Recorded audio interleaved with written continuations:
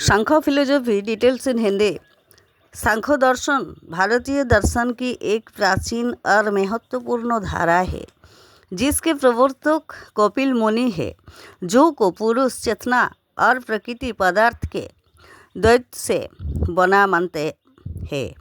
यह संख्या गणना पर आधारित है जिसमें 25 तत्वों का विश्लेषण है, जो सत्कारोवाद, कारो कारण व सिद्धांत और त्रिगुण सत्व रजो तमो के संतुलन असंतुलन से सृष्टि के विकास की व्याख्या करता है और इसका लक्ष्य पुरुष और प्रकृति के भेद को समझकर कोवल्य मोक्ष प्राप्त करना है। मुख्य सिद्धांत की प्रिंसिपल्स: द्वैतवाद ड्युअलिज्म।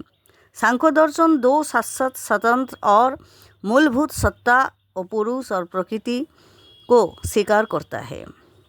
दो पुरुष, यह शुद्ध चेतना आत्मा जाता है, यह अनेक निष्क्रिय कर्ता नहीं और गुणों से रहित है, यह प्रकृति का साक्षी दर्शक है।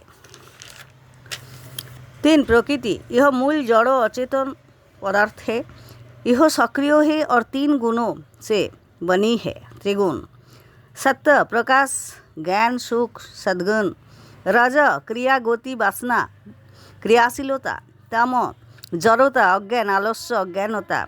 सृष्टि के आदर्श में यह तीनों गुण साम्य अवस्था में होते हैं, जिसे अव्यक्त प्रकृति कहते हैं। सृष्टि की उत्पत्ति एवोल्यूशन ऑफ द यूनिवर्स।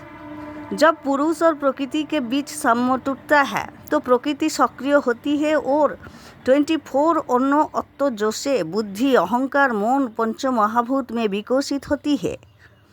यह विकास सत्कारोवाद के सिद्धांत पर आधारित है, जिसका अर्थ है कि कारो इफेक्ट कारण कज में पहले से ही अव्यक्त रूप में मौजूद होता है, जैसे तिल में तेल। मोक्ष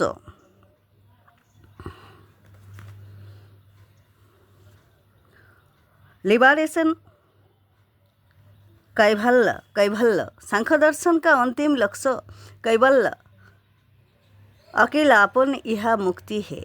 यह तब प्राप्त होता है जब पुरुष प्रकृति और उसके सभी विकारों शरीर मन बुद्धि से अपने वास्तविक स्वरूप को अलग पहचान लेता है और समझता है कि वह प्रकृति से भिन्न शुद्ध चेतना है।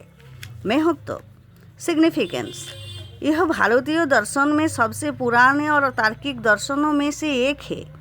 इसने पतंजलि के योग दर्शन, बौद्ध और जैन दर्शन को भी प्रभावित किया है। इसके मुख्य ग्रंथ सांख्यकारिका, ईश्वर कृष्ण द्वारा और सांख्य सूत्र है।